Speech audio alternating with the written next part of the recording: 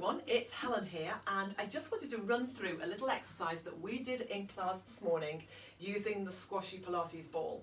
And this is our piece of equipment for the week, so all our small equipment classes this week include the squashy ball, but we did a little movement. It was actually quite a tough class today, but this is one of the movements we did. So it's a movement that you'll know.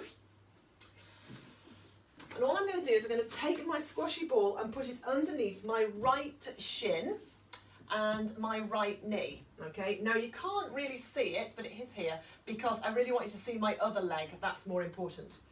So I'm going to take myself into my tabletop position. I've got my shoulders wide and drawn down. I'm reaching the crown of the head forward, reaching my tail away and opening up my spaces in order to naturally engage that slight tensioning and tightening that the body applies as soon as it recognises it needs support.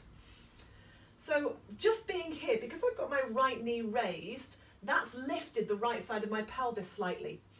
So I'm going to have to use the pressure down through the ball, and I haven't got my foot on the floor, so my toes are off the floor, to lift my left leg from the floor. So now I'm leaning on my ball, and I've got quite a lot of work down through my wrist, so that's quite a heavy load, but good for bone building.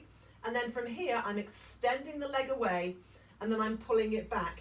But you'll see that my knee doesn't come back to the mat each time because I'm having to work to keep my pelvis level. If I put my knee back down on the floor, I'd slightly drop down on my left side. So I'm really having to work quite hard to keep my pelvis balanced and level. I'm working hard to stabilize into my right hip to prevent the ball from rolling around. And as I say, quite a lot of bone building, direct pressure down through the wrists. Bringing it back to center, putting the knee down, which twists me a little bit. And then of course, I would do the same thing on the other side. But the ball has this thing, it wants to roll around. So you have to work really hard to stabilize into the hip, to keep the leg nice and still. And then because one knee is raised, that means my pelvis is slightly shifted.